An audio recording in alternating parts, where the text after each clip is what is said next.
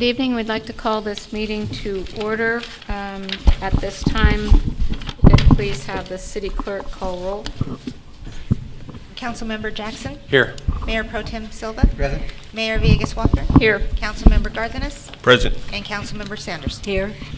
Could all please stand for the Pledge of Allegiance and remain standing for the invocation. Ready, begin. I pledge allegiance to the flag of the United States of America and to the republic for which it stands, one nation, under God, indivisible, with liberty and justice for all. Heavenly Father, thank you for this day and thank you for this opportunity to come together as members of the El Centro City Council to deliberate on items of importance, issues of importance, and concerns for our community. Even more importantly, please help us to be ever mindful of the many blessings that we have. As we read the newspaper or watch the news, we recognize that there are so many troubles, so many problems, so many conflicts. And we just pray a special blessing on us, on our world at this time. There just seems to be so much conflict and so much hate. Please help us to get beyond this. Help us to find peace. Help us to find understanding. And these things we ask in thy precious name. Amen.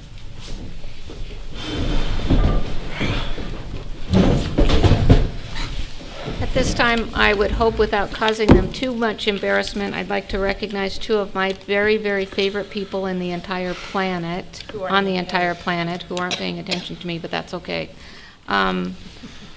Kyle and Grant Becker, our future civic leaders, are with us this evening, and I'm just thrilled to see both of them here. Yes. And at this time, we would ask their very proud and supportive mother, Chris Becker, our city attorney, to please report out on closed session. Thank you, Madam Mayor. And I do have two reports, the City Council and the Successor Housing Agency. For the city, on a motion by Councilmember Silva, second by Councilmember Jackson, the City Council met in closed session at 11:35 a.m. All council members were present. Two reports were given to council on the two anticipated litigation items listed on the agenda. There is no action to report, but direction was given to staff on both items. With regard to the pending litigation, City of El Centro et al. Versus David Lanier et al., and the case venue and number are listed on the agenda. A report was given for information only with no action to report. Council met with its labor relations negotiators, Ruben Duran, City Manager, and Terry Brownlee, Human Resources Director, concerning labor matters. There is no action to report, but direction was given to staff with regard to the Teamsters and Firefighter Association units. There was no discussion about the Police Sergeants Association and the Police Officer Association units. Council met to discuss the appointment by the City Manager of the Community Services Director, and there is an agreement with the Community Services Director coming out of closed session for approval. Councilmember Sanders excused herself from closed session at 1:02, and closed session concluded at 1:20 p.m., and that concludes my council report. With respect to the Successor Housing Agency, on a motion by Agency Member Silva, second by Agency Member Jackson, the Successor Housing Agency met in closed session at 1:20 p.m. Agency Member Sanders was absent, and Agency Member Silva excused himself from closed session at 1:25 p.m. The Successor Housing Agency met with its real property negotiators, Ruben Duran, City Manager, and Marcela Piedra, Economic Development Director, and heard a report regarding lease purchase negotiations for the property located at 332 Willow Bend Drive. There's no final action to report, but direction was given to staff, and the Successor Housing Agency closed session concluded at 1:30 p.m. And that concludes my reports. Any modifications or comments with regard to the city attorney's report out? Very good. Thank you, Ms. Becker. We'll move on now to our scheduled public comments. We have two scheduled public comments at this time. Our monthly report by the El Centro Chamber of Commerce, to be followed by a presentation of the Caught Being Good program by the El Centro Police Department. Mr. Smith.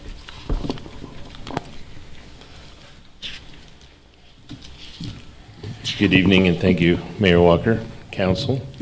I don't have a great deal to report this evening because it's only been a couple of weeks since we did this last time, and it's kind of quiet around town right now at this time of year.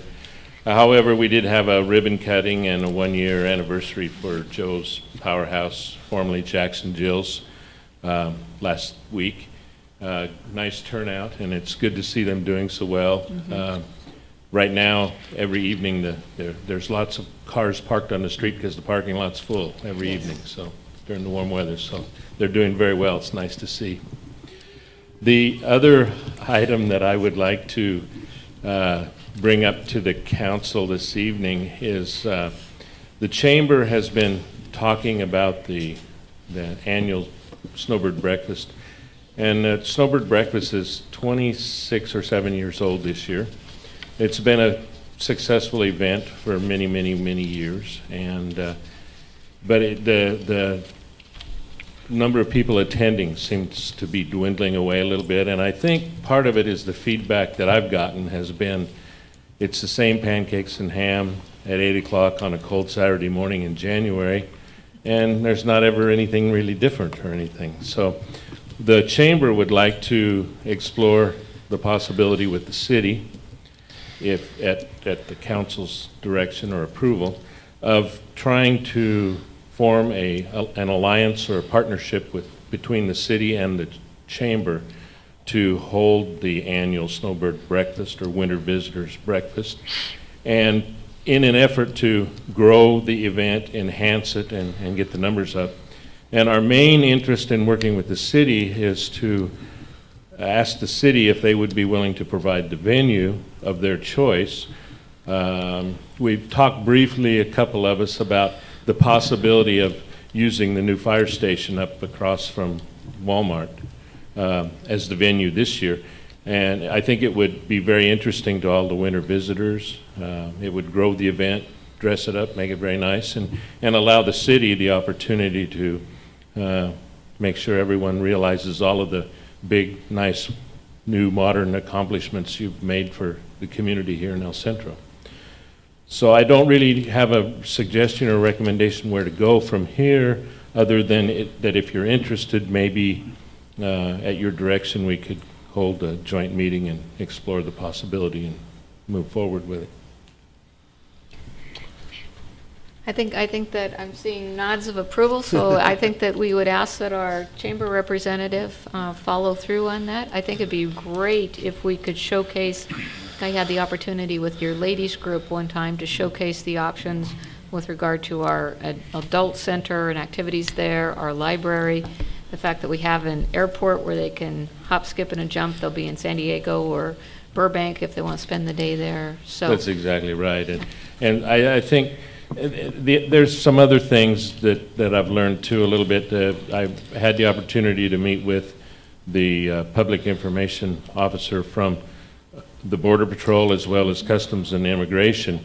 And that's always of great interest to the winter visitors to learn the new things that are, and just have a better understanding of when they're crossing the border from Mexico or Canada or wherever, the do's, the don'ts, the new, the different, whatever. And the federal government has indicated that they have a whole new outreach program that they want to introduce to everybody. So that would be a great venue to do that. And with the city having the new stage on order, right. And they had an interest in doing dog demonstrations and things along that line. So we could really grow and enhance the event to a nicer event. Okay, sounds great. So we're all okay with Mr. Silva? You'll take the lead on that?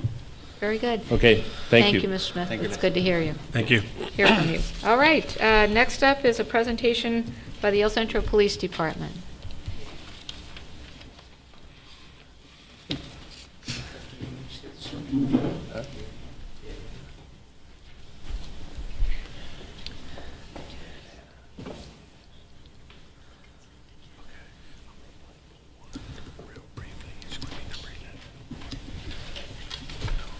Show you what this program's actually going to entail.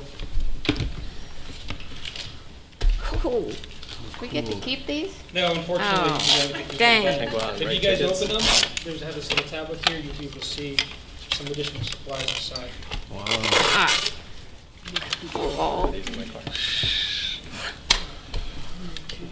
So we've actually started this program. It's called the Cop Being Good program. And I'm going to tell you guys a little bit about it. My name is Alvaro Ramirez. I'm police commander with the city of Centro. I'm here representing Chief Madueño. So this program actually started from the idea of our staff assistant, Amanda Cuyed. She saw a story online where a police officer back east gave a young child a parking ticket. It was like a mock parking ticket. She was on little Power Wheels, and it just generated a whole lot of buzz and just good PR. It was a good interaction between the officer and that young child. So the discussion started amongst command staff. We brought in different members of the police department. And ultimately, her story and our Caught Being Good program was featured in Valley Women's Magazine last month. I'm very proud of that. This has been a collaborative effort since its inception. We designed a citation, which you guys can see there. Our police officers associations involved. They've actually drafted a letter that they're going to be submitting to different businesses, asking that they donate different items, kind of what you see the 7-Eleven coupons there. 7-Eleven since 1995 has had this program they call Operation Chill. Every year we get coupons like those. We get a big stack of them. We hand them out throughout the summer. We use them as icebreakers to reward children that we encounter on the street. Anytime that we see good conduct, good Samaritan, anything like that. So again, our Police Officers Association has drafted a letter, and they're in the process of soliciting additional donations that we can include as a reward when we issue out these citations. So as an overview, we have the citations, which you guys can see there. They were designed in-house by a police department. The chief of police actually ordered them. He ordered those coins as well that are stamped with Caught Being Good, and we have the Operation Chill coupons. So the idea is an officer will be out patrolling. It could be also in the lobby if one of our records clerks or our dispatcher happens to see any type of good conduct, any type of good citizenship, which is what we want to promote. These are excellent icebreakers. It gives an opportunity for the officer to interact with children. And so far, like I said, it hasn't been implemented very long, but I know the Operation Chill coupons have been used extensively, and they are very well received by the community. Brief overview of our program. Do you guys have any questions on it? Is it available to adults as well, or? Unfortunately, it's not. Every once in a while, we see officers with like Slurpee mustaches or something, so we caution them on that. But we have enough supplies that have been passed out to all the officers. It's been implemented for about a week now. Everything that we've heard from the officers is nothing but good feedback on it, and it really seems like they're embracing the program. So we're looking forward to see the results. I think this is excellent. Yeah. Congratulations. Very, very well done. Sure. Yes, Mr. Jackson. Yeah, I want to, I actually got a Facebook message from somebody pertaining to this, and I wanted to read that to you guys. It says, "Hello, Jason. I want to give a big thumbs up to El Centro PD and their new police chief. My 2 girls and me were out riding bikes this afternoon. We got pulled over, and my girls were given a ticket for being good and a token for wearing their helmets. It made their day. The officer was Officer Caldwell. I hope this message gets to El Centro PD." So I want to commend you guys. And that was Celeste and Leila Yena. So that was just last week. So it's definitely having an impact to our community. So good job. Thank you. That's great, awesome. I did not realize that this was born here. I thought that the concept and the nurturing that you're doing, that's awesome. That's good job. So again, we can't take all the credit for it. Our staff Yeah. assistant came up with the idea, and everybody just kind of ran with it. But we are constantly looking for opportunities to build those partnerships with our community and doing whatever we can to fulfill our mission statement. We thought this was an excellent opportunity Yeah. to do so. That's awesome. Awesome. Yeah, and then again, just praise to the whole department. Great job to our police chief as well. Really appreciate your leadership on this. So, great stuff. You have to give back the coupons, I know. you know. Okay. All right. Ms. Sanders. Yeah, Slurpees. Yes, I did keep some because I thought I've been good. But I do want to say that since this expires in December 31st, I think this is a list of young people should go to Santa. If they've been good, this is something that Santa needs to know when we have the Christmas parade. And we've actually instilled a tracking mechanism, so we'll be able to keep track of everybody that we've contacted through our records management system, and that could definitely be something we could look into. Yes, thank you. You sure I can't keep this? Can't keep these coupons? You know, I like the idea. I think you said good ideas are worthy of repeating in some other venue. I like this idea because I think it would speak well for our church and our youth in our church. While this may not be something we would be able to do, we could certainly use this as a template for our young people when they're good, especially in Sunday school. So thank you for the idea. I was just giving you a bad time, Ms. Sanders. You can keep those coupons. She had like 10. Well, Because I have. there's a lot of people that she's going to get I caught want being yes, good. I So think that this, and I can tell you what I plan to do with it. We have a group of young people that are extremely nice and within our church, and I'll share this with my pastor. there we go. Perhaps he will consider using this as a template, and we can model after this. Thank you I do very have much. 10, and I could here use you go. 10 more. Thank you. We'll move on now to our. Great job. We'll move on now to our consent agenda. We are going to be pulling, I am pulling item 6. Mr. Jackson is pulling item 7. Mr. Cardenas is pulling item 11.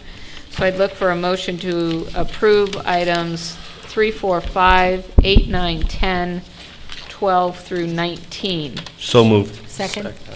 Have a motion by Cardenas, second by Sanders. All in favor? Aye. Opposed?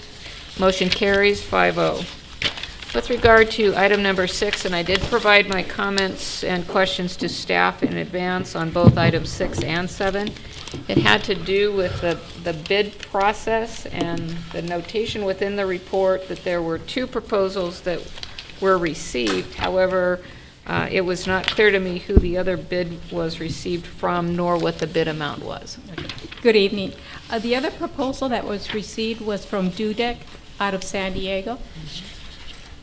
We actually sent out 10 requests for proposals, and out of those 10, we only received two responses. Do we know why we didn't have a greater number respond? I understand that some of the things, the business is picking up. I did speak to a couple of them, and they mentioned that they had other projects, and basically they were going to pass along on this one. I think it's very important anytime we send out a large number of RFPs and we only get back a couple of proposals. I think it's best practice if staff, as you've done, Ms. Villacana, goes back out and sees, is there something wrong with the RFP process or the RFP document itself that precluded other companies from giving us a proposal? So the fact that the economy is picking up, they have other work, then I guess that's a good enough reason not to respond. The Dudek proposal, was it in line cost-wise? Actually, they were very, very close. I think there's like an $800 difference, cost difference. Mooney Planning was the lowest bidder. Okay. They've also been working with the service area plan for the city of Holtville. And Mr. Mooney's here if you would like any questions, to answer any questions. Those were my questions with regard to the operational aspects of the RFP and the selection process. Does anyone else have any questions?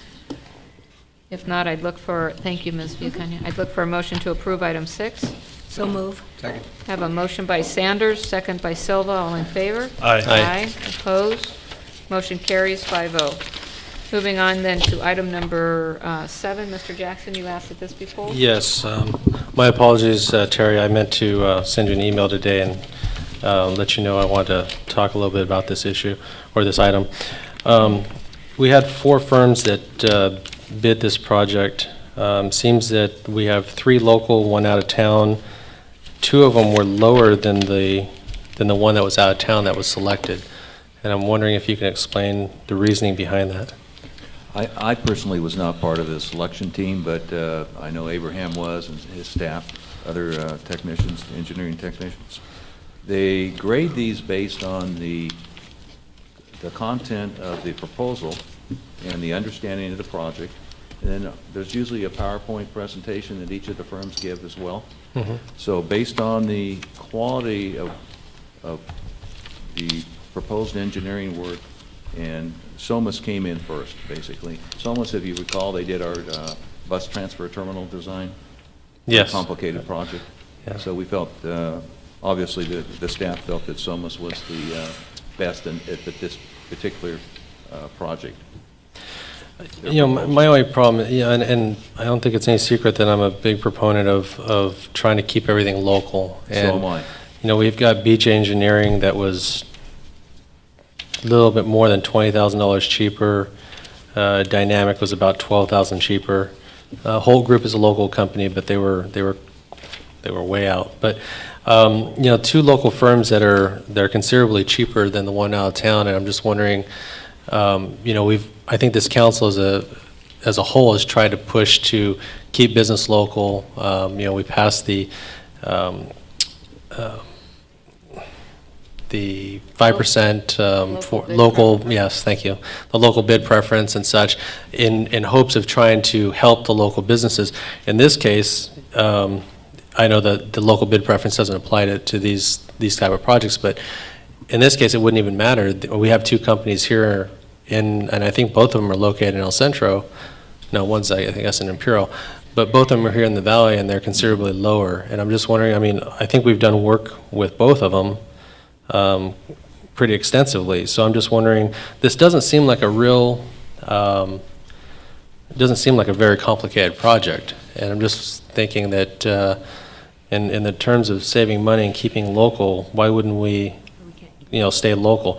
It says here that two of them were interviewed, but it doesn't say which two. I'm assuming one of them was Soma's. Was the other one BJ or? I believe it was Dynamic. It was Dynamic. So I don't know what the consensus of the council is, but I just have issues with trying to, you know, and high unemployment and trying to keep local talent here. I would propose that we try to look at one of the other firms, whether it be BJ as the low bid or Dynamic as the other participant in the interview process. Can I ask a follow-up question? Landmark Consultants, though, for the soil and material testing, are they local? Yes. Yes, they're local. So there is at least a little bit of a component there, but and Mr. Jackson, don't feel bad about not alerting him in advance, because I did send exactly that same good. question. The fact that Soma's proposal is the third highest out of 4 and exceeds the lowest bid by over $20,000. And I did ask what staff's rationale was for that.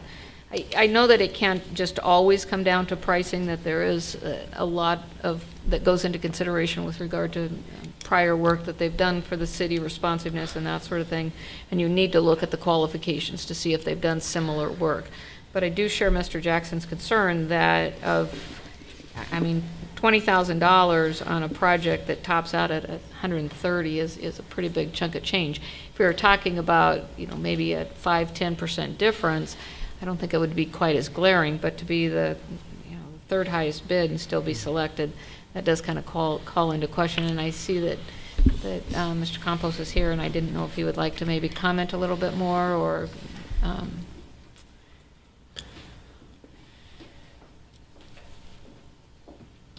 Good evening. The question is why we selected the third. well, but the staff report gives us some indication that they've done prior work for us. 2 firms were interviewed, but it really doesn't go into much more of the rationale behind why they were selected.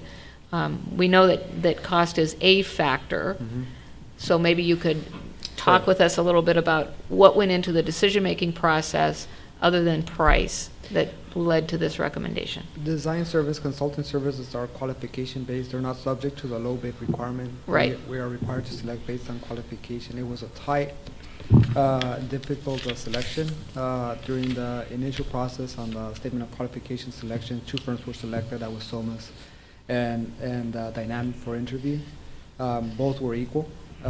During the interview process, in this case, Somas did slightly better. The tough decision at the staff level, it took us some time, but they did in the interview process better, and they were the most qualified for the project based on some drainage information provided during the interview process that the other consultant did not. So that was what led to the selection of Somas over Dynamic in this case. But you're correct, either one could do the job successfully. Can you let us know why only the top 2, or why there were only 2 that were interviewed when BJ Engineering was actually the low bid? Again, it's before we open bids, we require them to submit 2 envelopes. One is qualifications and one is the proposal. So we don't look at price during the interview, before the interview. And based on qualifications, we felt that the other consultants were quite, would be able to better respond to the project. After we did the ranking, we looked at the fee to some extent. And the hold in this case was substantially higher, which was the fourth higher. And usually when we select the low and the high are kind of off. We select the average and what's a reasonable number. And if you look at the average, somewhat in the midpoint, both selections, dynamic or SOMAS, were within that range. Is there an opportunity for us to go back to someone and say, you know, you're over, 20% over the low bid, and negotiate a lower contract price? That's definitely an option. I think, I- I'm sorry, go ahead. I think, Madam Chair. If we could have Sure. Mr. Silva, and then did you have questions? I'll do a follow-up comment. Okay. I think I follow you, Abraham and Mr. Campos, and I follow your rationale, but I think what would have been helpful is within your staff report to provide some additional information. Was it that they've been, that they have more years of experience? What were those dynamics that you felt ranked them higher than the other entities? Because it's hard to read from the report, and those internal dynamics that took place at the SNAP visit. Okay, we can definitely address that. Ms. Sanders? Yes. Madam Mayor, I understand some of the dynamics that may have gone into play here, predominantly because Mr. Solomon and I had worked very closely with the engineering department, especially with Mr. Campos, as related to our bus transfer terminal, when SOMAS was a part of that. And we understood at that point that qualification base at this juncture was looked at before it was entertained to see what the price would be. So I understand that. Now, the second part, that was my statement. My question is, the project manager will be whom? Yourself? All right. Right. Now, if we're going to ask them to consider doing this for lesser than this 129,000, is that something we can really entertain? It's a trade-off. SOMAS, we did something similar for the bus transfer terminal, as Yes. you mentioned. Initially, they came at a much higher price, and we were able to do some items internal to negotiate down, usually before the award process. Right Before now, the award, we yes. felt that they were substantial in the same range as the other one. We're talking about maybe 5% difference. And they haven't done the math, but they're generally in the same number, so we felt comfortable with the number, although it was slightly different. When compared to BJ, it was a lot more, but we felt that in this case, they didn't Oh, I see. provide the Okay. information. I see So- what you're saying. Okay. So that gets us, in my view, Madam Mayor, to the point that I think staff may not have given us enough data in the backup material, but understanding the dynamics of what went on. And I'm grateful to staff for allowing, or grateful to yourselves, the council, for allowing me to work on that bus transfer terminal. Otherwise, I wouldn't have this level of knowledge about it. Thank you. Yeah, and I guess, Madam Mayor, is the request then that he go back and talk to the awarded vendor and then present the results to council for approval? Well, my question would be to the city attorney is, can we take action to award the contract subject to further negotiation of price and/or deliverables? I need to check the resolution again to see Yeah, if I the prices can, in there. while Chris is looking for that, I think my comments are, yes, there's a difference in price, but Mr. Campos, you made a statement that basically they were both equal. If both firms, in your opinion, were equal, then I would feel more comfortable awarding it to a local company. It's not so much that, yes, there's a price difference, and I think that in times like these, we want to be mindful of our budget, but we also want to keep business local. And I think it really sends a bad message when staff says, we have two firms that are equal, but we're going to go ahead and pay $12,000, $13,000 more and give it to a firm in San Diego. And I think that's where I have a problem with this issue. It's not to go back to SOMAS and say, look, we'd like you to match a price of another bidder, because I'm not sure if that's even fair. But my whole point is that if you that are equal in a area that has 25+% unemployment, where we're trying to retain talent in our area and engineers are hard to come by, farming these jobs out to outside the area is not helping this situation. So, I mean, I would look to see if there's a way to either keep, award to the local company, or I don't know if that's possible, or if we have to reject all bids and do it again. I don't know what the process is, but my preference is to keep this local, whether it be to look at BJ, or if you didn't feel that BJ was of the standard that you're looking for, but you did feel that Dynamic was, that's a local company and cheaper.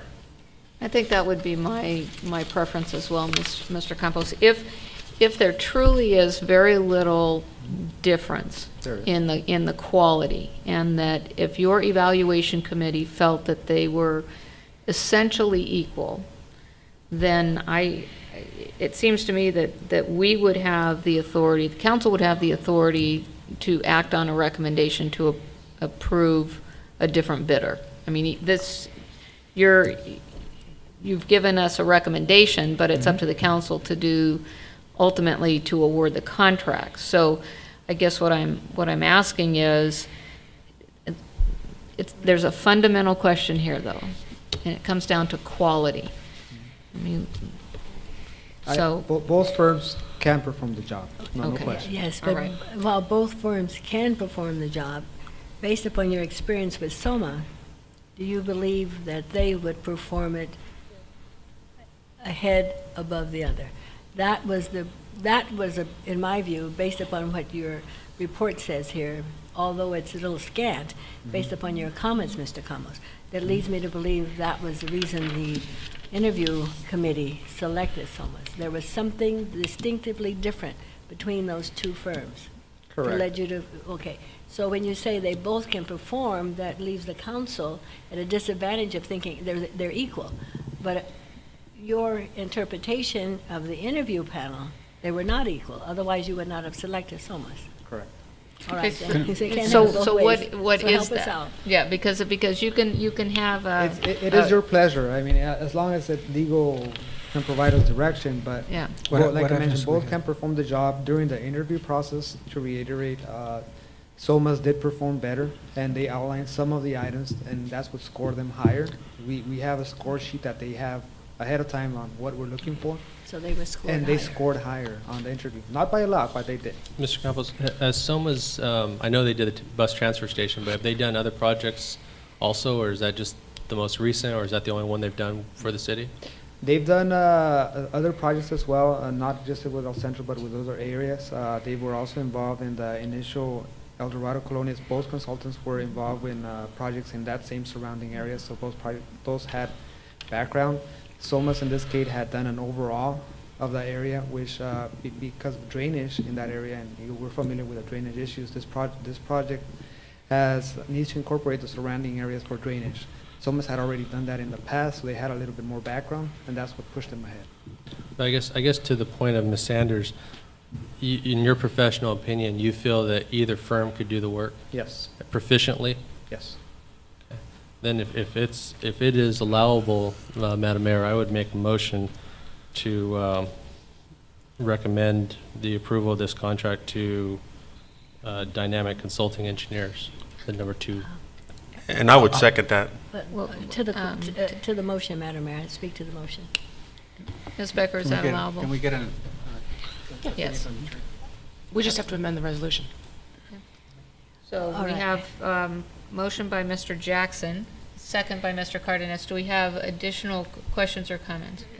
I'd like to speak to the motion, Yes. Madam Mayor. I have a question, and I would direct it to the city attorney. While that is allowable with just changes in the resolution, what does that say for SOMAS? Have they been notified that how much discussion took place with SOMAS before tonight? SOMAS understands that they're being recommended for approval. It's up to council. Okay, they understand it's just a form of a recommendation. Correct. They have not begun work on the project. Okay. Additional questions? If not, I'll Okay. call for the question. All those in favor? Aye. Aye. Opposed? I have a hard Motion- time with this, Oh, Madam Mayor. I'm I sorry. I just have a hard time with this, and I'd like to qualify my vote. On this, I would like to see the council, or have the council, give some guidance to staff as it relates to how they're going to be modifying and presenting background information, so that we would have much more thorough information, so that staff does not get itself caught in this particular bind again.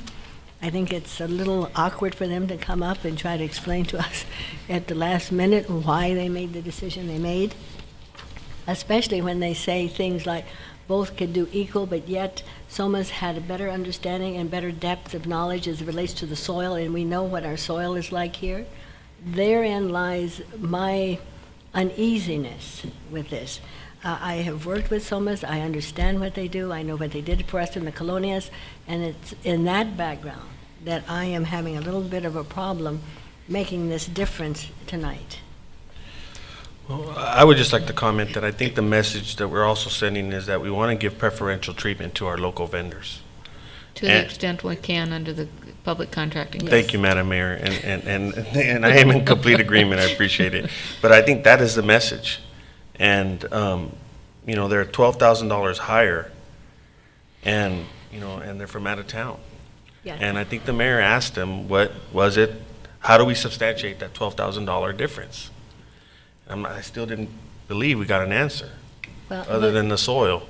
Well, one of the things we did not say is whether or not SOMAs would be willing to reduce their costs if we were to go back to them. We were just making this broad brush assumption. But Ms. that- Sanders, I don't believe that that's the point. Oh, Is that a possibility, Ms. But it's Beck? certainly not the point that I was trying to make. We're trying to set a message that we are trying to support our local businesses, our local industry.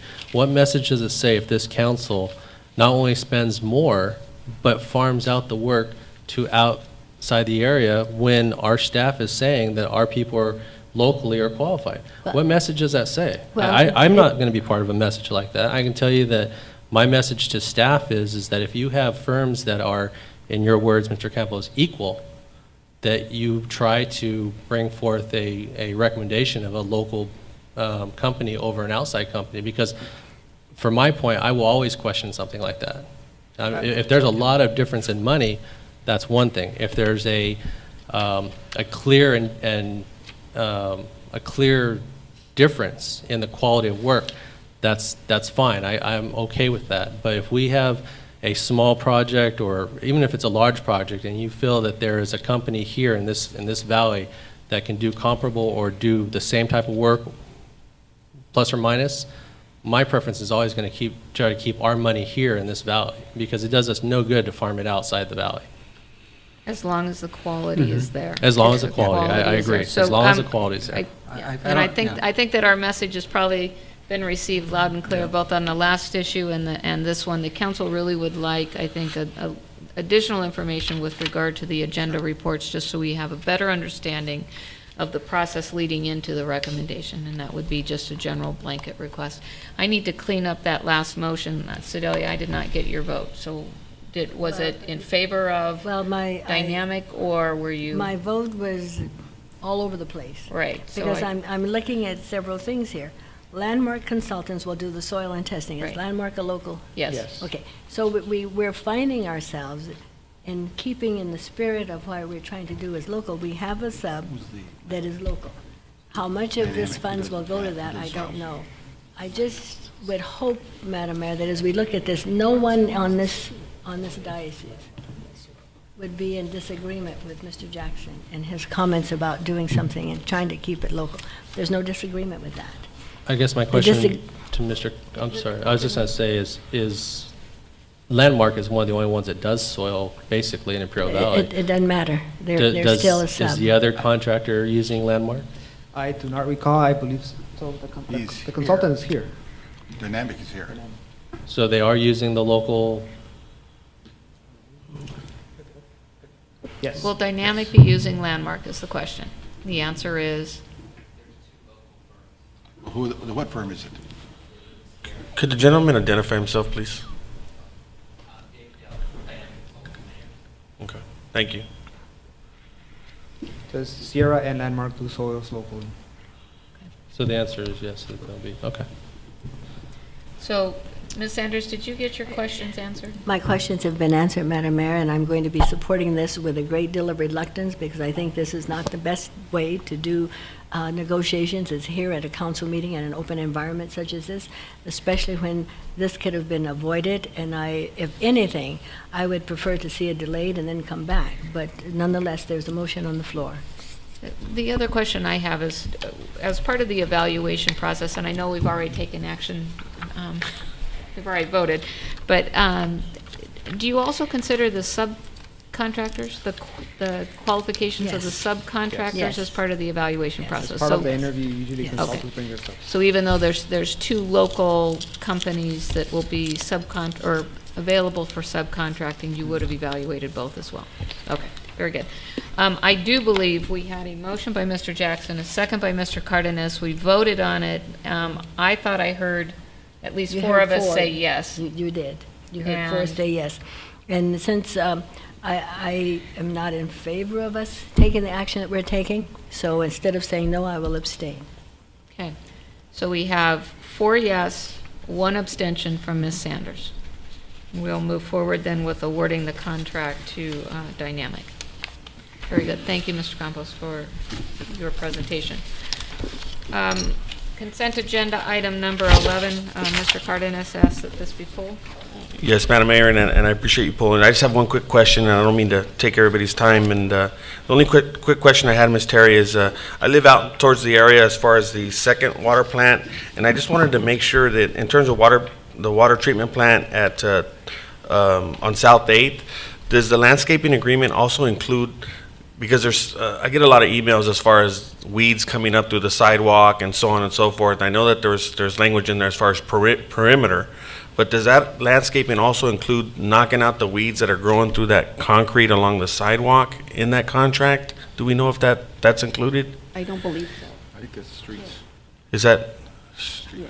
Yeah, that So- would be the streets or our parks division to take care of that. This is just for the mowing of the grass. okay, and does that include the actual outside of the fence as well? I know that there's grass in between the fence and the sidewalk. Do you know if that would include that as well? Along the, again, I think that would be our parks or streets. That's not included in this. They would just be mowing. Within the grass. perimeter? Yes. Okay. All right. That was my only question. Thank you, Ms. Terry. Brownlee, could you follow up with either Public Works or the Parks Maintenance folks and just see where that's at so we get it cleaned up? Thank you, Mr. Duran. So, with regard to item number 11, I have a motion for it. So moved. Second. I have a motion by Cardenas, second by Sanders. All in favor? Aye. Noes? Item passes 11 with, excuse me, item number 11 passes with 5 with no objection. And I would just like to encourage the council members to, if to the extent you review the agenda, have a question, just shoot it on over to Mr. Duran prior to the meeting, and that way we don't catch our department heads without the information necessary for us to make a decision. So let's move forward then with item number 20. Mr. Hagan. 19? Oh, yes. Mr. Duran, did you say Thank have you. something It that was you wanted to 19. add? 19, I think it is. 19. I thought that Oh, was. I'm sorry. Turn the page and then see the end. It was with it. I wanted you to miss Freaking one. me out there, Mr. Duran. Okay, we're on item number. Enormous one. What? No, I Did you want to pull item 20? Did you have a question about 20? No, I'm okay. I'm sorry. Thank you. Okay, all right. Looking at 19. I forgot about Mr. that other page. Mr. Hagan. Thank you, Mayor and And- council members. And I did send a request earlier. Is there a page missing from Mr. Campos's report or no?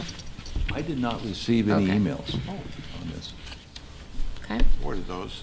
The conclusion paragraph is missing, and Okay. typically we have that. And then Okay. there was Well, also we- a heads up that we will be, or I will be looking to you for a recommendation.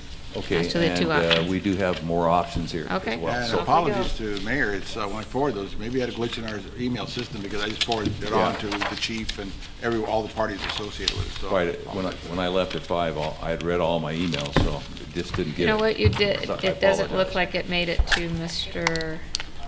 Hey. Yeah, then I missed that. Too quick.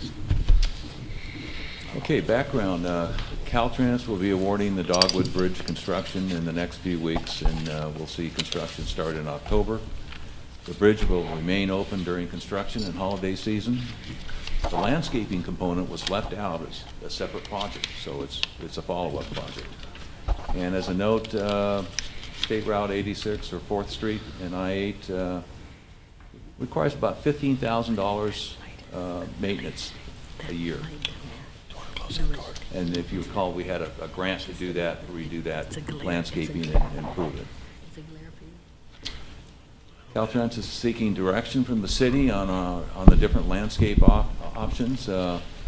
They will provide the landscaping with no construction or maintenance, or maintenance costs required to the city with rockscape on both sides of the ramp, and then limited greenery in the area between the ramps and Interstate 8. And I've got a couple drawings here that show this. So basically, get the right button here. They will landscape with rock and plants and the center section and maintain that. So they're not asking us to do any maintenance on that, and there's no options on that portion. And this is a blow-up of that area here, what it looks like. You've got the accent blue rock, the rock blanket, rock mulch, and paving. And the plant species haven't been finalized yet. We'll work with Norma on that as we work with Caltrans, and they give us different selection possibilities. We'll work with her on selecting that. So this is one of the options here. The first option, which is add additional landscaping to the south side of the freeway, where the mall is. And that would cost about $2,000 a year. Again, Caltrans will maintain the center portion. Then the other option here is additional landscaping and on the outside of the ramps and north and south of the freeway. And that would cost about $10,000 a year. Now you may ask, why is 4th Street costing more? Well, because we're maintaining the inside portion and it requires special traffic control.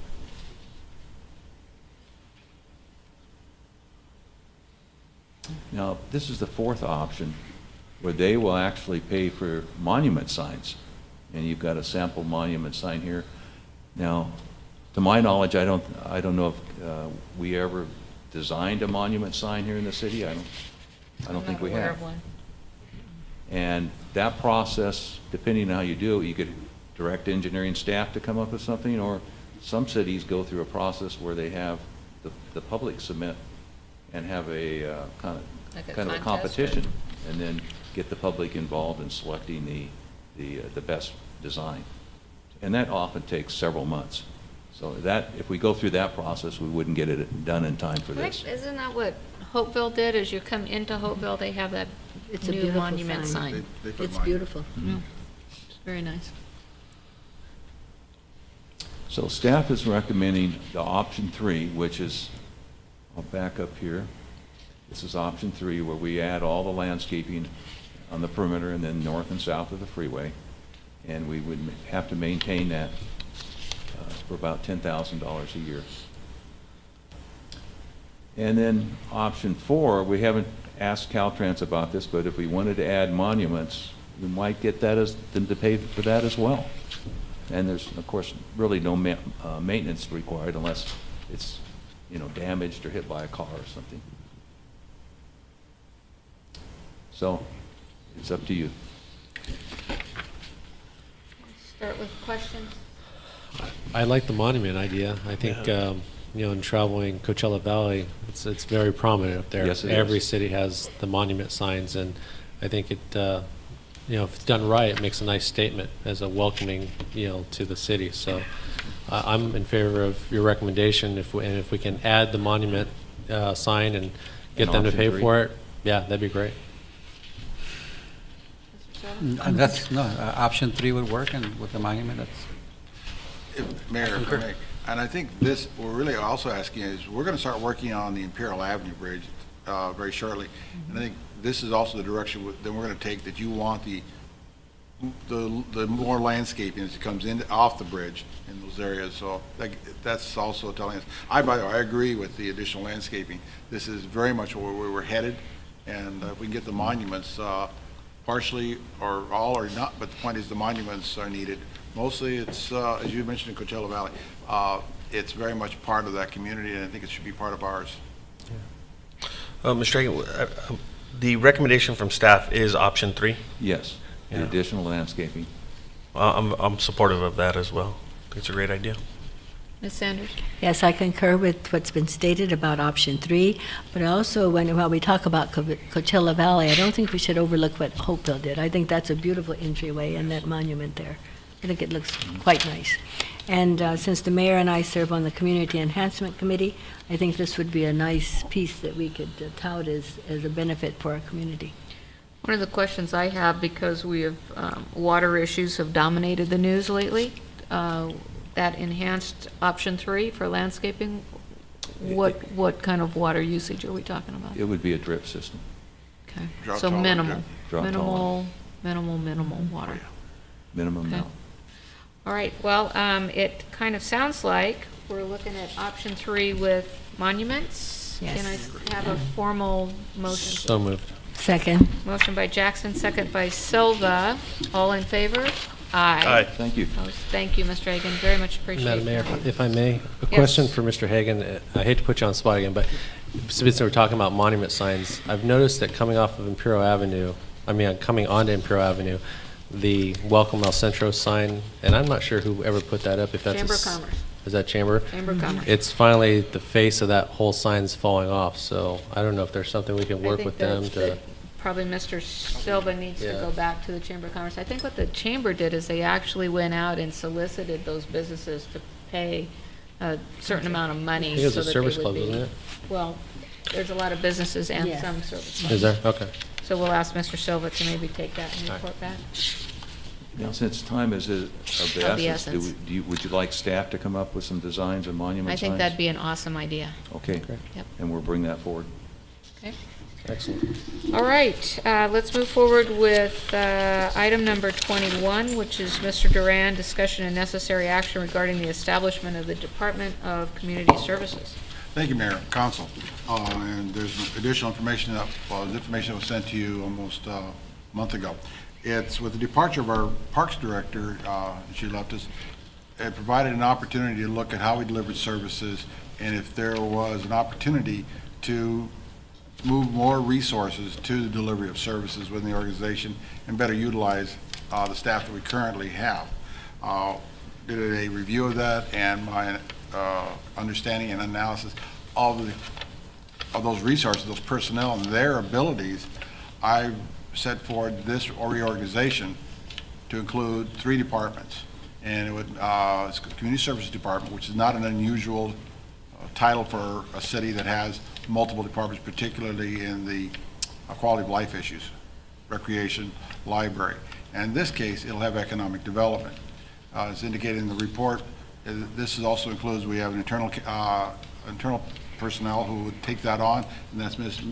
Marcela Piedra, and she would be over the 3. I have extensive discussions with her on how that would work.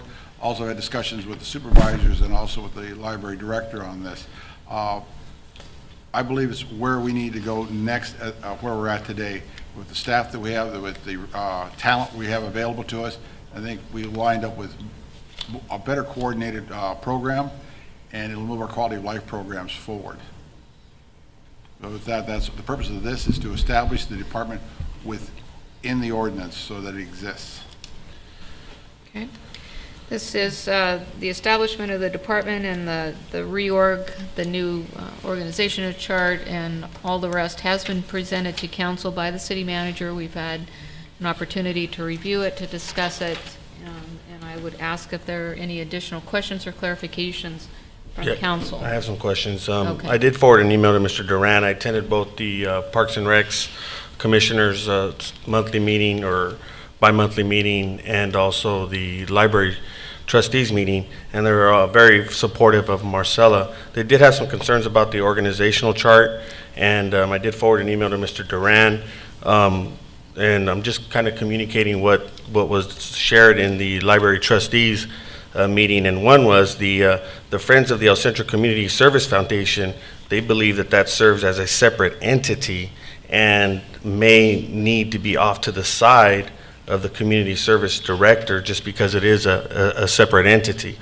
So that's one of they didn't really form it in regards to a recommendation, but they maybe wanted greater clarity on why the Community Foundation would serve under the Community Service Director.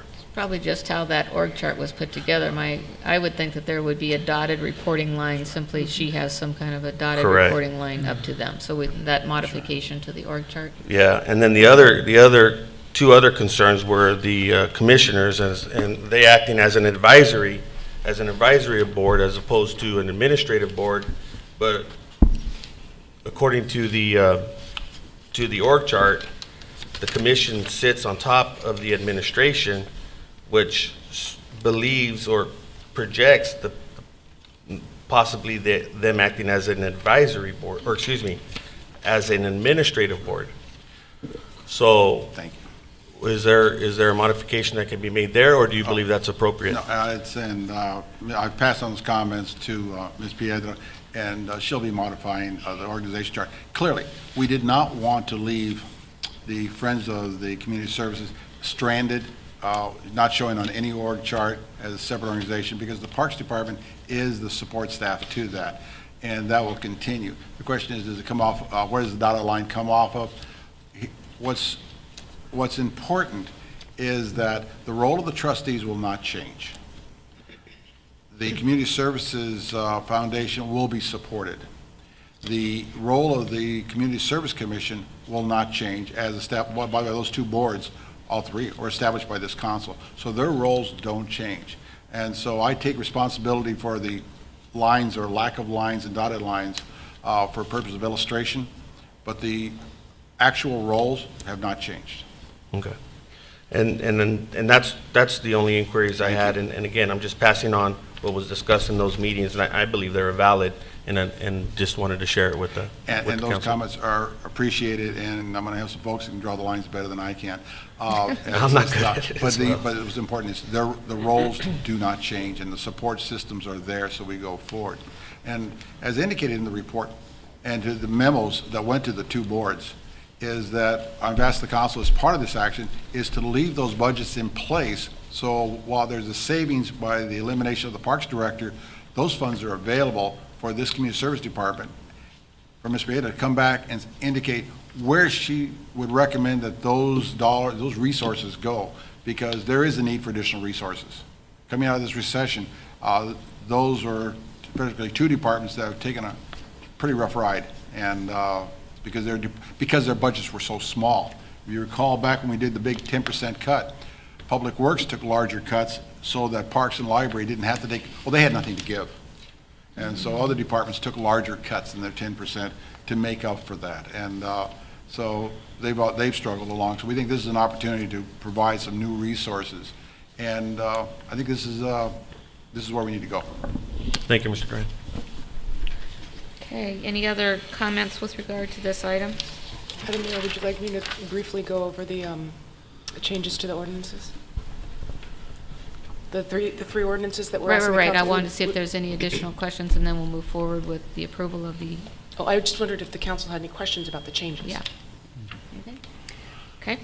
We'd ask then for approval of ordinance number 14-15, an ordinance of the City Council of City of El Centro, California, amending Chapter 19 of the Code of the City of El Centro entitled Parks and Recreation in order to acknowledge the establishment of the Department of Community Services, waive reading and approve as a first reading, and direct staff to schedule second reading and adoption of ordinance for the next City Council meeting.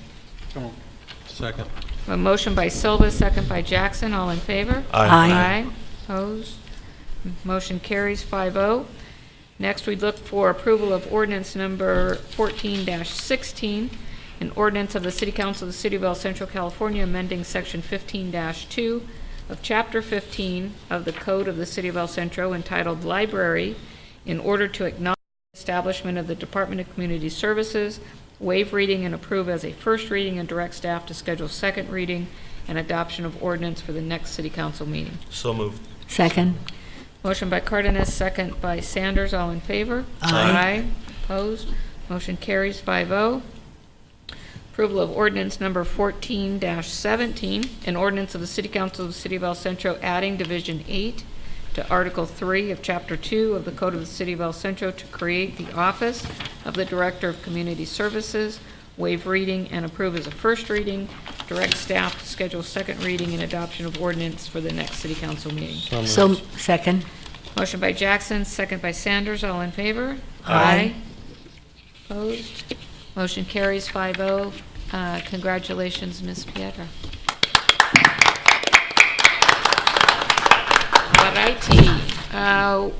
We'll move on to item number 22, which was in your packet. There is only one resolution going before the League of California Cities this year, and it has to do with a group of cities. As you know, you can come together as a group of cities to move forward a resolution, and this is a resolution referred to the Environmental Quality and Public Safety Policy Committees, calling on the governor and the legislature to convene a summit to address the devastating environmental impacts of illegal marijuana grows on both private and public lands throughout California, and the increasing problems to public safety related to these activities by working in partnership with the League of California Cities to develop responsive solutions and to secure adequate funding for cost-effective implementation strategies.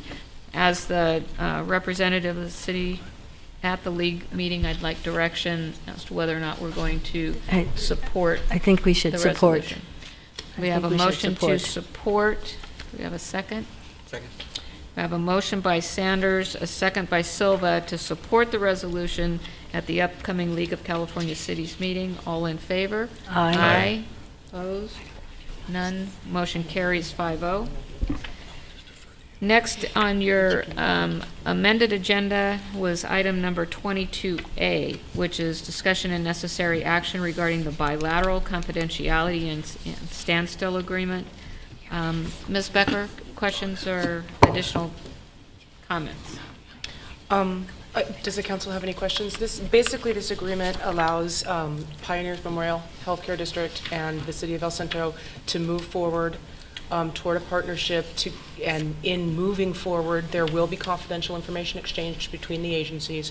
This agreement, it is a legally binding agreement, and it says that we will keep it confidential. It also provides in paragraph 1 that both parties can talk to another entity, or either party can talk to another entity with the express written consent of the other party during this negotiation process.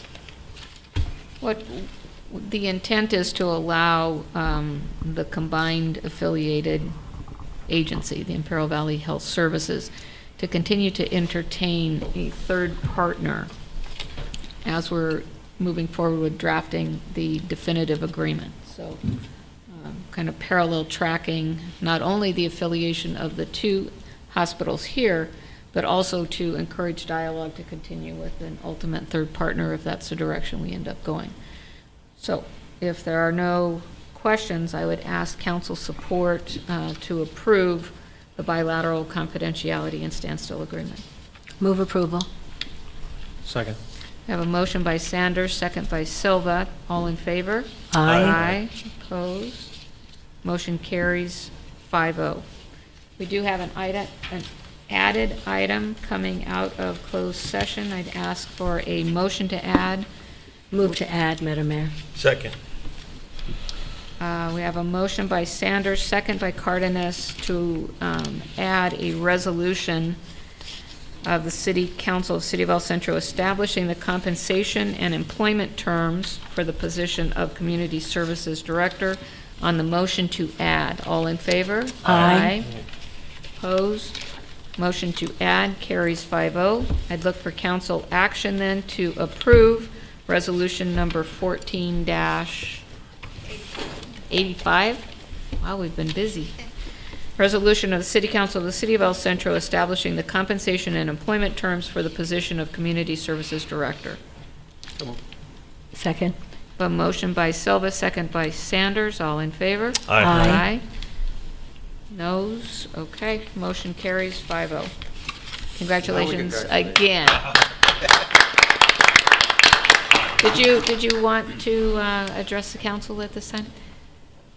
We have asked Ms. Piedra that you come back to the city council within, did we say 6 to 8 months, to please give us an overview and your evaluation of your combined departments, strengths, weaknesses, and we want you to do it just prior to our start of our budget discussions so that we make sure that you have the adequate resources to move forward to be successful. Thank you.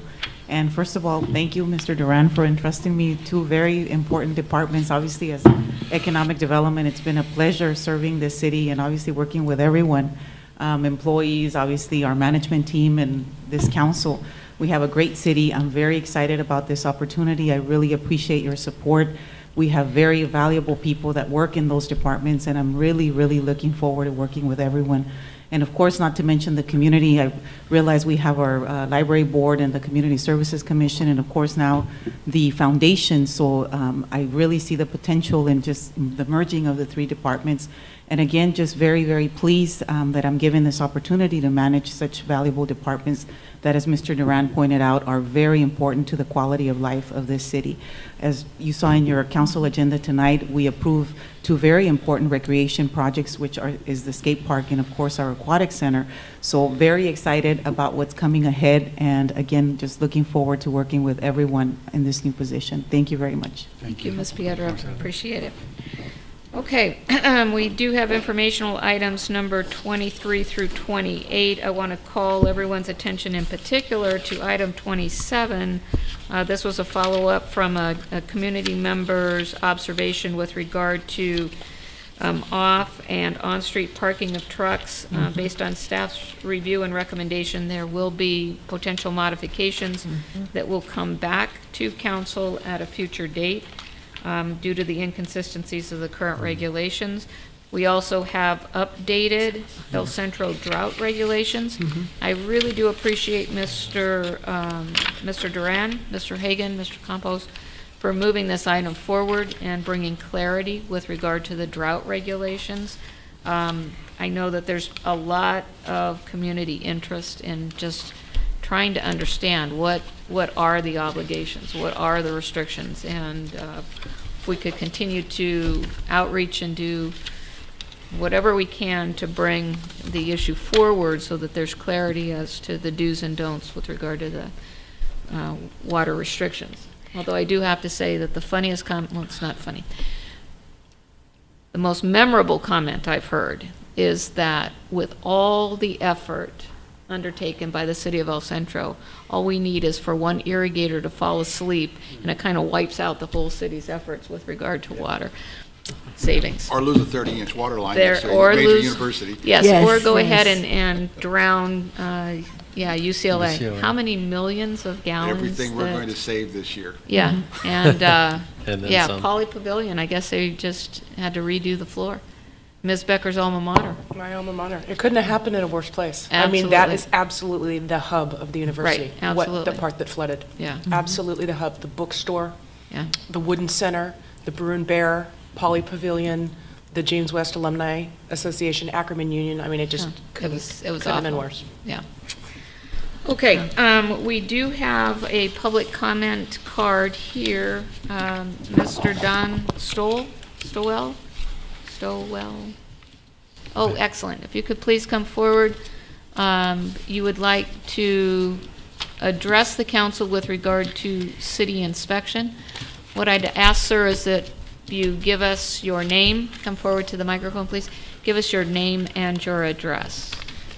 please. The address in question is 1025 El Centro Avenue. Okay, thank you. Which is now a vacant lot. Okay. I was called last week by the city inspector, said somebody had deposited some trash on the property and would like me to remove it. Well, less than a year ago, a whole lot of them that leads up to this, the property was burned by vandals. First they burglarized the house, then they burned it. Before I could fix it, they came back and burned the garage. Then they burned it a third time. When I came down to inspect it that time, there was nothing higher than this. Somebody with a tractor, and everybody denies it, with treads this wide, like a skip loader, the treads were still visible on the sidewalk. So I paid to have everything removed and a vacant lot to please the city inspector. Now, I drove down from LA today. I took a picture of the lot that I'd like to show you. And I know it's small, but you can see it. Very visible.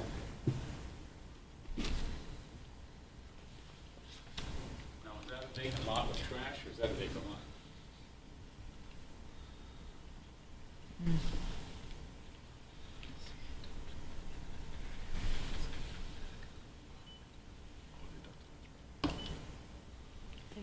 Ms. Becker, refresh my memory. Is this one that's been on our radar for code enforcement?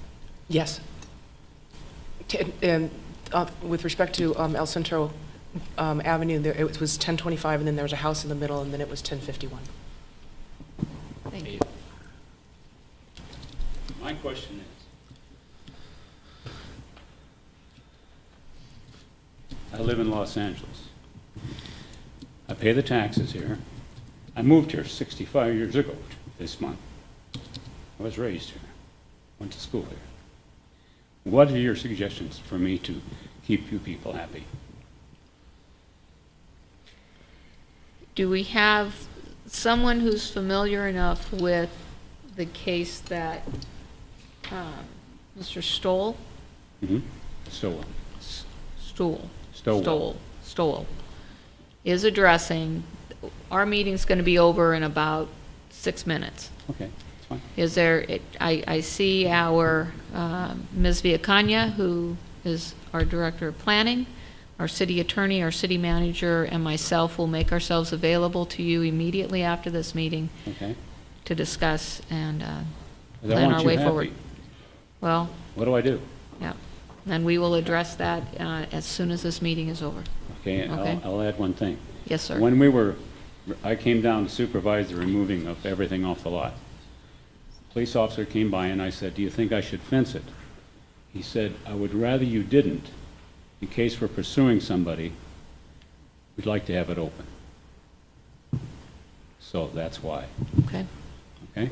That's good additional information, and if you could just indulge us for a few more minutes to wrap up this meeting, we will be with you. Thank you very much.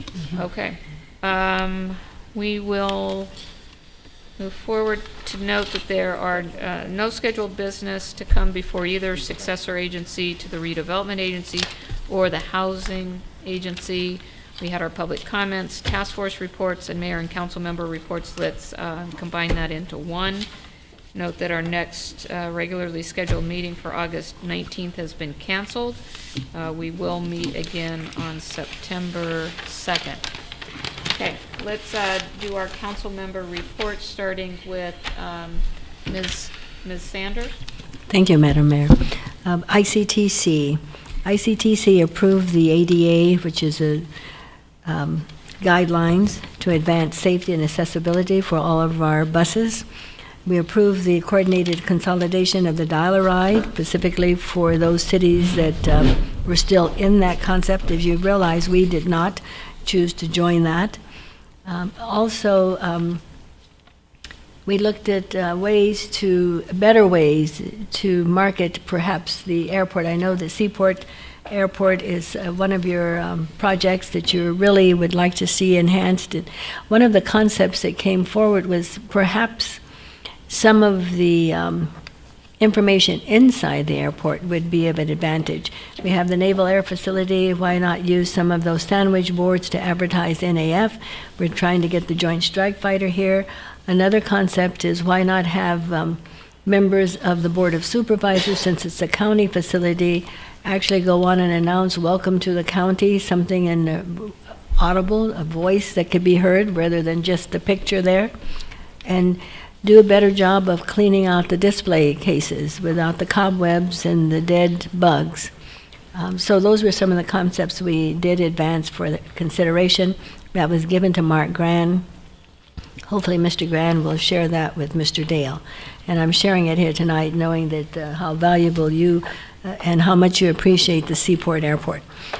Secondly, Clarification, I've always I always thought that that was a County of Imperial obligation to keep the building clean and straightened around. And well, it may be the county. I shared it with Supervisor Terrazas. I shared it with Mr. Grand, whoever it is. This is a better way maybe to promote the facility by doing something to make it aesthetically pleasing. The display cases would be one. I thought pictures, we did have a picture of the current board chair. Right, But it's what about- prominently displayed. Yes, but that was not there a couple of years ago. When I got on that board out there, we were able to get that in.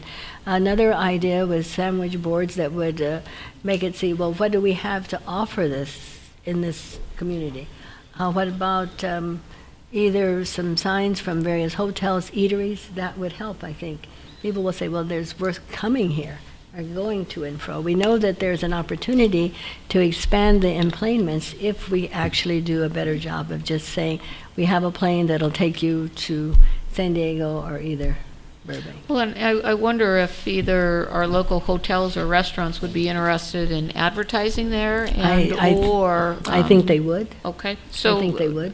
As our representative to ICTC, I welcome the opportunity for you to bring that, continue to push that forward. Okay. I would like clarity, though, on, is that a County of Imperial responsibility, or is that a City of Imperial? Well, when I was on the airport board, advisory board, they led me to believe that the airport advisory board, the County of Imperial, worked in conjunction along with the city. So it's a trifecta, if you will. So all parties are working in harmony, hopefully, in order to move this forward. And I think that that's one of the ways that only way that we can get this accomplished. So that's ICTC. Excuse me. I went to Monterey on behalf of the, as your board of directors for the League of Cities. When you attend the annual conference, you will be voting on the slate of officers for the new incoming year. We received a report from Pacific Grove, who talked about the cost of pensions, which we're all familiar with. Charter cities, SB 7, of course, El Centro is not the only one fighting that battle. There's San Diego, Oceanside, El Cajon, Carlsbad, and others. And that hearing is due, and I think that the city attorney will be able to give us more time frame as to when that, and timeline of when that is due. That hearing is scheduled for August 28th. August 28th. We approved the league budget without any additional cost, per se, to individual cities. So with that in mind, I look forward to everyone joining us, yourself and me, Madam Mayor, in Los Angeles for the league's annual conference, which is going to be held September 3rd. Very good. Thank you, Ms. Sanders.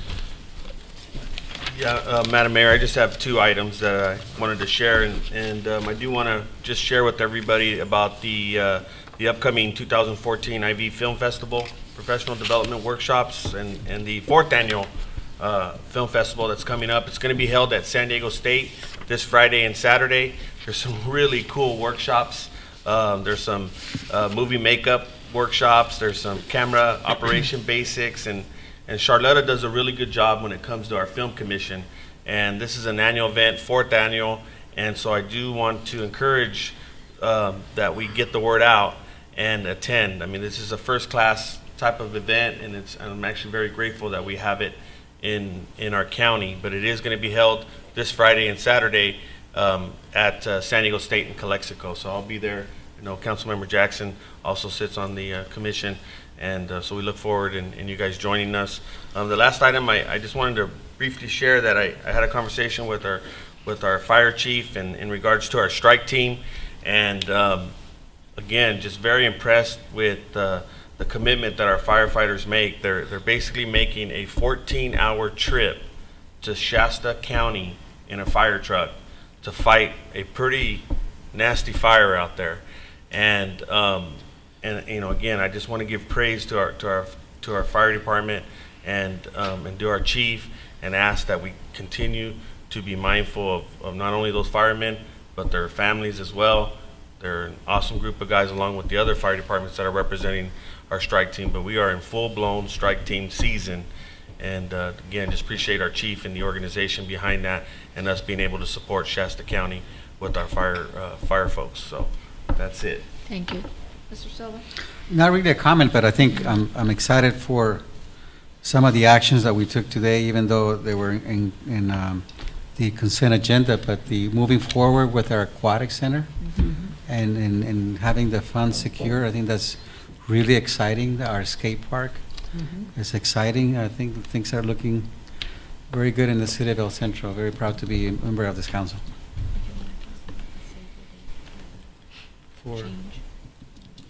No, Ms. Stewart. Just a couple things. I represent the city of El Centro in La Palma for JPIA this last month, and it's always interesting to meet with all the other cities and talk about the unfortunate losses as far as workers' comp and things that some cities have. And I can tell you that there are some nightmares out there that, luckily, knock on wood, we haven't had to haven't had to take part in. So. I took a tour of the old Masonic building along with the chairman of the library board, Adrian Perez, and also Grace Connor.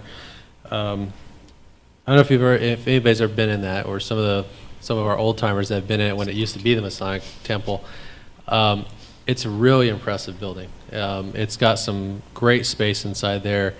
It's got some old paintings that are actually on the wall of just old knights, and it's just a very, very very classy building. A lot of history there. For some of you that don't know, it was the original headquarters for IID. Building's about 104 years old. But it is something that some of us were interested in looking at as a possible location for a library or civic center or something of that nature. So we did take a tour of it. It needs a lot of work, but it was interesting. I want to thank Norma and her staff in the planning department. I don't know if any of the other council members got calls on the green boxes that kind of spread like wildfire throughout the city. I got a couple of them and was able to take some pictures of them and took them into the staff. And there was one actually in my neighborhood, and I went by today and it was gone. So I know the residents in my neighborhood and the other neighborhood that called are very happy, and I guess it's a little bit of an issue. I know that the two I took a picture of had a 42 and a 46. So I don't know if that means there's at least 46 of them out there. I thought but there were like 90 of them countywide that were distributed. Are they? Well, I just want to commend the planning staff, because I know that I think Carl's out there picking them up, and I don't know what we're doing with them, but I guess they're storing them until they come pick them up. But it's good to get those out of our city, and I think it's certainly not ever good to have those kind of things in a residential area. On top of which, it takes away from our local charities that do tremendous amount of work, and Woman Haven and Salvation Army that collect locally and keep everything locally. Whereas these boxes, I believe, were out of Los Angeles, and I think it was a little bit of a scam, anyways, because it's not really a Goodwill. It's more of they run a big thrift shop type operation. So, anyways, I just want to publicly thank you and your staff, Norma. Thank you.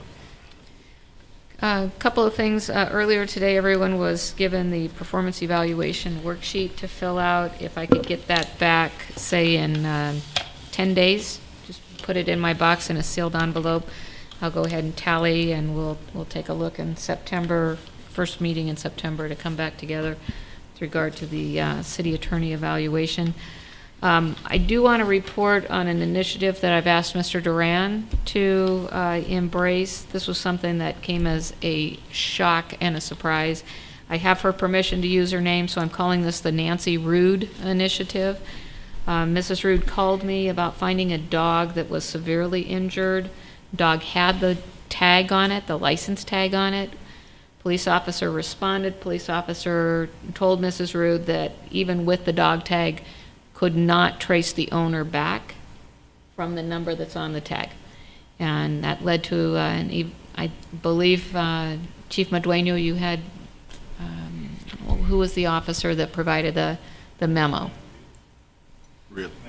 Commander Reel, that's right, provided us with an explanation that sure enough, we do not track those license tag numbers back to the owner. Something that I always thought had happened. And so I sent the information up to city manager in Brawley, and I said, well, surely somebody is tracking this information. And she said, oh, well, of course we are. And then she came back and said, we're not doing it either. So I've asked Mr. Duran if he could come up with a regional solution to make sure, because I have got to guess that there's plenty of pet owners out there that think if I have a license tag that has the number on it, if my dog is picked up in Buckland Park, all the police officer has to do is look up that number and they're going to call me and I get my pet back. And that is not the case. It's not the case right now. So the Nancy Rude Initiative is to figure out a countywide solution to get that fixed. Madam Mayor, is that, excuse me, Mr. Duran, please. Madam Mayor, is that not tracked through the veterinarian? When they go to the veterinarian and get those licenses? I was able to retrieve a dog through the veterinarian that had that. Well, And if not the through- veterinarian office is open and you haven't changed vets, right? Because, for example, when Dr. Bowen was here and then he closed down shop, where are his records? Well, right?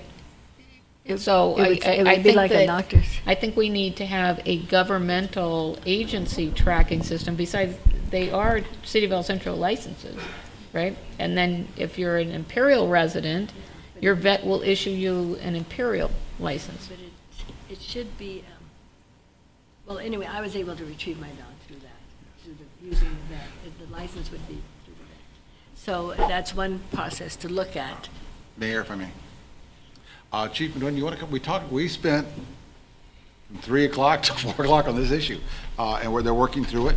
And you're right, no one is, because it just has not surfaced with anyone the way it worked. And but Chief Madueño, why don't you talk about some of the things we're working on and how we're looking, we're pulling together. We're not just looking at what you brought up. We're looking at how we handle licenses. By the way, you take your dog to a veterinarian. Your veterinarian usually has all of the licenses, and so it's not a matter of an El Centro vet. Like my example, you may have an Imperial veterinarian, but they'll issue your license. So why don't you talk about that? And so what happens primarily is we distribute tags and the forms to the veterinarians. As a citizen registers their dog, they send us the forms.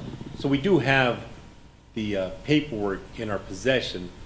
It becomes an issue after hours because during the daytime, our animal control officers are able to contact the veterinarian and locate an animal that way.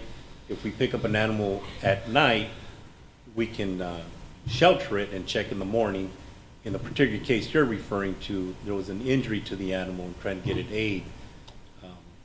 We spoke with the city manager. In looking at that, we saw that we aren't as efficient as we could be. There is one piece of software, but it is very expensive. We're looking at different avenues, potentially spreadsheets that we would do in-house, so that we could, after hours and on weekends, holidays, try to track the owners.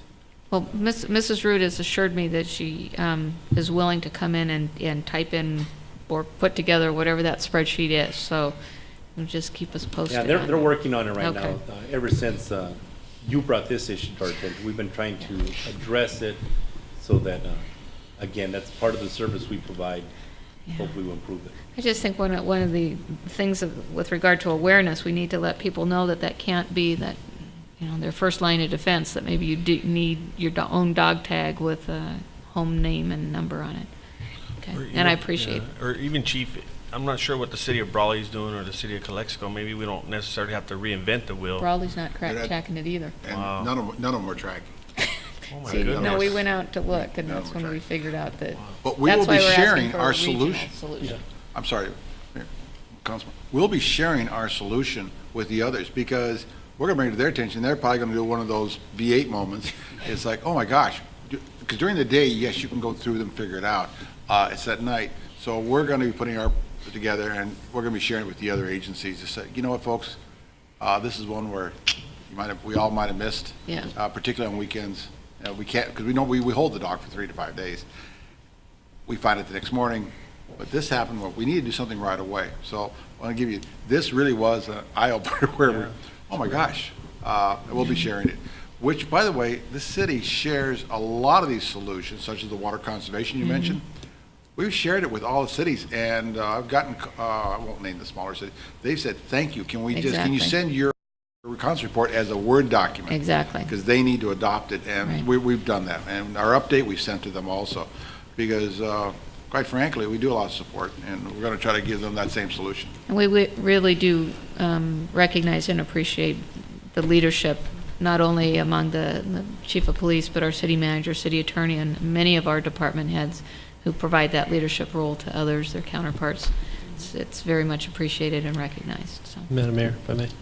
Chief, you said there is a software out there, but it's rather expensive. Is that something that is a single-use type software where you can only put it onto one computer, or? It's part of our Spillman, our records management system that we use. Most of the agencies in Imperial County use it. It's a module that you can purchase separate. It's $10,000. Each license is $10,000. Generally, they're about $10,000 for the different modules. Okay, so it's not something we could try to get all the other cities to pitch in, and all of the cities could use it, and we could have a regional. They'd have to buy for their own. We may not have such a large volume that we can't do it on an Excel database. Okay. Maybe It that's just has to simple. be something that we can search, or if we can scan the documents, as long as there's a search feature that allows us to readily call it up. And we're going to have a discussion with our city Okay. clerk with their software. So this is a preview of coming attractions. We appreciate that. Let's see. There was a community enhancement task force meeting on July 16th. Some of the things that we talked about, what we're going to do with the El Centro existing library, and whether or not we need to look at demolition and a project timeline for that. Received an update on the AT&T cell tower. With regard to moving forward with the downtown lighting, took a look at the Imperial Avenue landscaping project and some street sweeping trash can items with downtown Main Street. So those minutes will be coming forward to the full city council. Participated in the Yowls versus Seniors cook-off. That was really, really a lot of fun over at the community center. Hats off to the Parks and Recreation staff. I believe Ms. Brownlee, you were there. Ms. Pietra was there. Chief, you were there too, right? Yeah, Chief Herbert was there. Your daughter was participating, and they won.